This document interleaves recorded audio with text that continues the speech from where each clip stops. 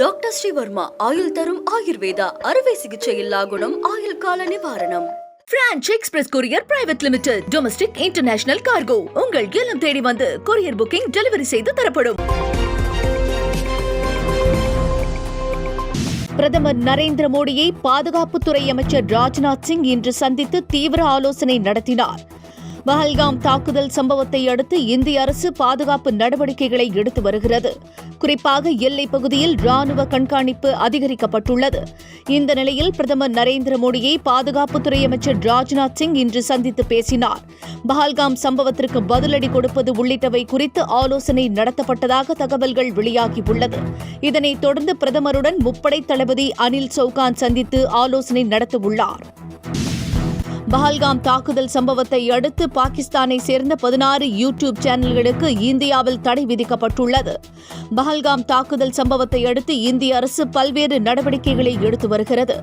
இந்த நிலையில் இந்திய ராணுவம் மற்றும் பாதுகாப்பு அமைப்புகளுக்கு எதிராக ஆத்திரமூட்டும் வகையில் செயல்படும் பாகிஸ்தானை சேர்ந்த 16 யூடியூப் சேனல்களுக்கு தடை விதிக்க உள்துறை அமைச்சகம் பரிந்துரை செய்தது. இதனைத் தொடர்ந்து தடை உத்தரவு அமலுக்கு வந்துள்ளது. அரசு ஊழியர்களுக்கான ஈட்டிய விடுப்பு, பணப்பலன் பெறுவது உள்ளிட்ட அறிவிப்புகளை முதலமைச்சர் மு.க.ஸ்டாலின் இன்று சட்டப்பேரவையில் அறிவித்துள்ளார். சட்டப்பேரவையில் இன்று 110 விதியின் கீழ் அரசு ஊழியர்களுக்கான முக்கிய 9 அறிவிப்புகளை முதலமைச்சர் வெளியிட்டார். இதில் அரசு ஊழியர்களின் முக்கிய கோரிக்கையான ஈட்டிய விடுப்புக்கான பலன் அடிப்படையில் 15 நாள் விடுப்பை சரண் செய்து பணம் பெறும் நடைமுறை வரும் அக்டோபர் 1ஆம் தேதி அமலுக்கு வருவதாக முதலமைச்சர் அறிவித்துள்ளார். அகவிலைப்படி 2% உயர்த்தப்படுகிறது. மேலும் அரசு ஊழியர்களுக்கான திருமண முன்பணம் உயர்வு, பொங்கலுக்கு அனைத்து ஓய்வூதியதாரர்களுக்கு 1000 ரூபாய் என்பன உள்ளிட்ட 9 அறிவிப்புகளை முதலமைச்சர் மு.க.ஸ்டாலின் சட்டப்பேரவையில் வெளியிட்டார். அமைச்சரவை மாற்றம் செய்யப்பட்டதை அடுத்து சட்டப்பேரவையில் அமைச்சர்களுக்கான இருக்கைகளும் மாற்றப்பட்டுள்ளன. அமைச்சர் செந்தில் பாலாஜி, பொன்முடி ஆகியோர் மாற்றப்பட்டு அவர்கள் வகித்து வந்த இலாக்காக்கள் முத்துசாமி, ராஜகண்ணப்பன், சிவசங்கர் ஆகியோருக்கு ஒதுக்கப்பட்டுள்ளன. மேலும் மனோஜ் தங்கராஜ் மீண்டும் சேர்க்கப்பட்டுள்ளார். அவர் இன்று பதவி ஏற்றுக்கொள்கிறார். இந்த நிலையில் சட்டப்பேரவையில் அமைச்சர் செந்தில் பாலாஜி, பொன்முடி ஆகியோரின் பெயர்கள் நீக்கப்பட்டு இருக்கைகள் மாற்றப்பட்டுள்ளன. தமிழகத்தில் கடும் வெயில் கொளுத்தும் நிலையில் 9 இடங்களில் 100 டிகிரியை தாண்டியிருக்கிறது. இந்த ஆண்டு கோடை வெப்பம் உக்கிரமாக காணப்படுகிறது.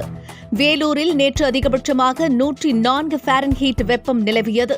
இதேபோல ஈரோடு, கரூர் ஆகிய இடங்களில் 103 ஃபாரன்ஹீட் வெப்பம் சுட்டெரித்தது.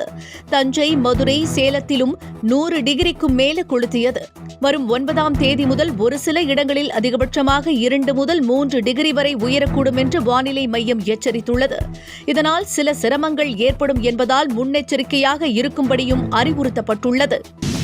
தமிழ்நாட்டில் கருப்பு சிவப்பு கரை கட்டிய கடைசி திமுக தொண்டன் இருக்கும் வரை பாஜகவின் கனவு பலிக்காது என்று துணை முதலமைச்சர் உதயநிதி ஸ்டாலின் தெரிவித்துள்ளார். கோவை திராவிட இயக்க நூற்றாண்டு மாநாட்டில் பேசிய அவர், திராவிட மாடல் அரசு திட்டங்களால் ஆண்களுக்கு நிகராக பெண்களும் தொழில் முனைவோர் ஆகி வருகின்றனர் என்று குறிப்பிட்டார். சாதி பெயரை போட்டுக் கொள்ளாத மாநிலம் தமிழ்நாடுதான் என்றும் இதுதான் இந்த இயக்கத்தின் வெற்றி என்றும் அவர் பெருமிதம் தெரிவித்துள்ளார். பாஜகவுடன் கூட்டணி இல்லை என்று கூறிய அதிமுக தற்போது கூட்டணி அமைத்துள்ளதாகவும் பாஜகவை நேருக்கு நேர் எதிர்க்கும் ஒரே கட்சி திமுக தான் என்றும் துணை முதலமைச்சர் உதயநிதி ஸ்டாலின் கூறியுள்ளார். கோடை விடுமுறை காலத்தில் ஆதாரை புதுப்பிக்க மாணவர்களை வலியுறுத்த வேண்டும் என்று பள்ளிக் கல்வித்துறை அறிவுறுத்தியுள்ளது. இது தொடர்பாக அனைத்து மாவட்ட முதன்மை கல்வி அலுவலர்களுக்கும் சுற்றறிக்கை அனுப்பப்பட்டுள்ளது. அதில் அருகே உள்ள இ-சேவை மையங்கள், அஞ்சலகங்கள், வட்டார அலுவலகங்கள் ஆகியவற்றில் மாணவர்களின் ஆதாரை புதுப்பிக்க தலைமை ஆசிரியர்கள் மூலம் பெற்றோர்களிடம் வலியுறுத்த வேண்டும் என்று கேட்டுக் கொள்ளப்பட்டுள்ளது. சென்னையில் இன்று ஒரு சவரன் ஆபரண தங்கம் 520 ரூபாய் குறைந்து 71,520 ரூபாய்க்கு விற்கப்படுகிறது. கிராமுக்கு 65 ரூபாய் குறைந்து 8,940 ரூபாய்க்கு விற்பனையாகிறது. வெள்ளியின் விலை கிராமுக்கு 1 ரூபாய் குறைந்து 111 ரூபாயாக விற்கப்படுகிறது. படக்காட்சிகளுக்காக மட்டுமே சிகரெட் பிடித்ததாகவும் ரசிகர்கள் யாரும் புகைப்பிடிக்க வேண்டாம் என்றும் நடிகர் சூர்யா கேட்டுக் கொண்டுள்ளார். ரெட்ரோ படத்தில் சிகரெட் பிடித்துள்ளது குறித்து அவர் குறிப்பிட்டுள்ள நிலையில், ஒரு முறைதானே என்று ஆரம்பிக்கும் பழக்கம் அதை விட முடியாத அளவுக்கு தள்ளிவிடும் என்றும் கூறியுள்ளார். புகைப்பிடிப்பதை எப்போதும் நான் ஆதரிக்க மாட்டேன் என்றும் சூர்யா தெரிவித்துள்ளார். திரைப்படங்களில் புகைப்பிடிப்பது, மது அருந்துவது போன்ற காட்சிகள் இடம்பெறுவதால் அது மக்களை பாதிப்பதாகவும், குறிப்பாக இளைஞர்கள், மாணவர்கள் மத்தியில் தாக்கத்தை ஏற்படுத்துவதாகவும் புகார் எழுந்த நிலையில் உச்ச நட்சத்திரங்கள் அவ்வாறு செய்வதற்கு எதிராக ஏற்கனவே பாமக உள்ளிட்ட கட்சிகள் போராட்டங்களை நடத்தியுள்ளன.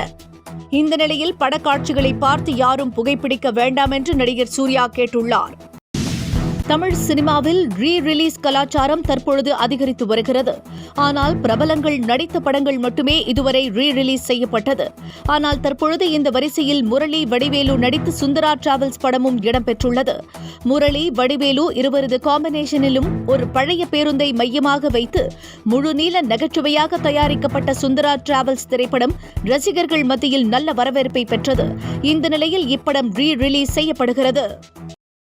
என்றும் உங்களுடன் மை இந்தியா. முக்கிய செய்திகளை உடனுக்குடன் தெரிந்து கொள்ள சப்ஸ்கிரைப் பண்ணுங்க, பெல் பட்டனை பிரஸ் பண்ணுங்க. என்றும் உங்களுடன் மை இந்தியா.